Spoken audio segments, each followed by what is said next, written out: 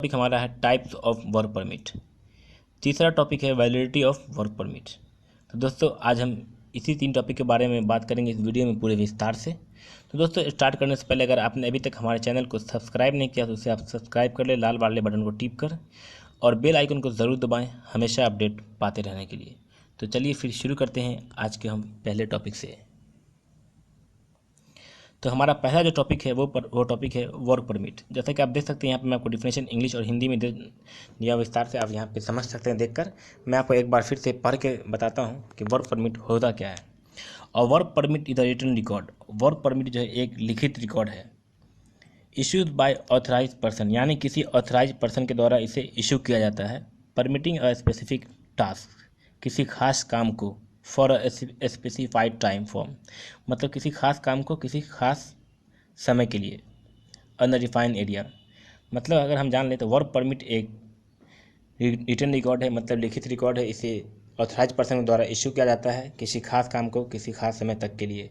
मतलब कि अगर हम समझ लें तो वर्क परमिट एक तरह का लिखित रिकॉर्ड है, इसे कोई ऑथराइज पर्सन ही साइन कर सकता है। आपको इस काम को इतना देर तक आपको करना है। तो आई होप कि आपको समझ में आया होगा कि वर्क परमिट क्या है। तो दोस्तों मैं आपको बताता हूँ कि वर्क परमिट से क्या फ़ायदा होता है, वर्क परमिट पे साइन कराना क्यों ज़रूरी है, वर्क परमिट हम क्यों लें, इससे क्या फ़ायदा है। तो जो भी इसका ऑथराइज पर्सन है वो तो आपको वर्क परमिट इसी तरह तो साइन नहीं कर देगा। सबसे पहले वो तो आपकी साइट पे जाएगा, आप जहाँ पे काम करने वाले, जैसे मान लीजिए आपका काम है वेल्डिंग का काम है, तो सबसे पहले वो आपके जॉब पे जाके आइडेंटिफाई करेगा वहाँ पे कितना रिस्क है, वहाँ पे क्या हैज़ार्ड है, उसका क्या जैसे है, और उसके बाद अपने वर्कर को टीवीटी में बताएगा वहाँ पे ख़तरे के बारे में क्या है नहीं है। और फिर आपको वहाँ पर जब जान जाएगा यहाँ पे सेफ़ है सब कुछ, तो आपको फिर वहाँ पे परमिट आपको मिलेगा काम करने के लिए। तो आई होप कि आपको समझ में आएगा कि वर्क परमिट क्या है और इससे क्या फ़ायदा होता है। तो चलिए आज हम बात करते हैं दूसरे टॉपिक पे। दूसरा टॉपिक हमारा है वो टॉपिक है types of work permit. Work permit के टाइप्स।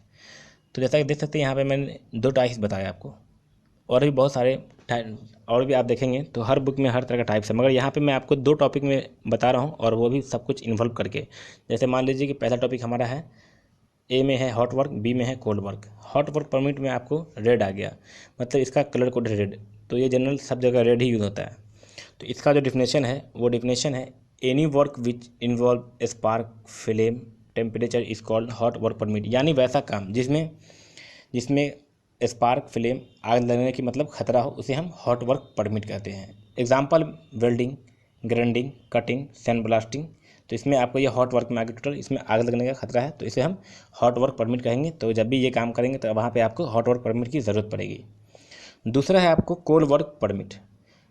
कोल्ड वर्क परमिट का जो कलर कोड है वो ब्लू है, और ऐसे अगर देखा जाए तो वाइट भी यूज होता है आपको कंस्ट्रक्शन में। इसका डिफिनेशन है आपको, any work which doesn't involve of spark flame heat temperature is called cold work permit. यानी वैसा काम जिसमें स्पार्क हीट फ्लेम मतलब आग लगने का खतरा ना हो, उसे हम कोल्ड वर्क परमिट कहेंगे। जैसे पेंटिंग में आपका कोई आग नहीं लग सकता, excavation, casting, lifting work, stacking, तो ये सब आपको आ गया कोल्ड वर्क परमिट में। कोल्ड वर्क परमिट दोस्तों कंपाउंड स्पेस पे आपको कोल्ड वर्क परमिट में आएगा। तो चलिए फिर हम बात करते हैं तीसरे टॉपिक पे। तो आई होप कि आपको ये हमारा टॉपिक समझ में आया होगा। तो तीसरा टॉपिक हमारा है validity of work permit. Work permit जो वो उसका वैलिडिटी कितना होता है। जनरली आप देखते होंगे कि वर्क परमिट जो होता है वो 7 दिनों के लिए बनता है, hot work and cold work दोनों का परमिट।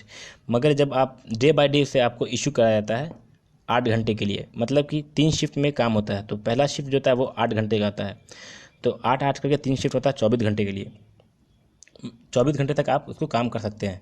मगर कैसे, तो आपको पहले शिफ्ट में परमिट मिलेगा। जैसे मान लीजिए आपका काम है वेल्डिंग का, तो वेल्डिंग के लिए आप परमिट लिए तो वो आपको 8 घंटे के लिए ही मिलेगा, ठीक है। अगर 8 घंटे से ज़्यादा काम करना है तो वहाँ पे आपको एक्सटेंशन लेना पड़ता है।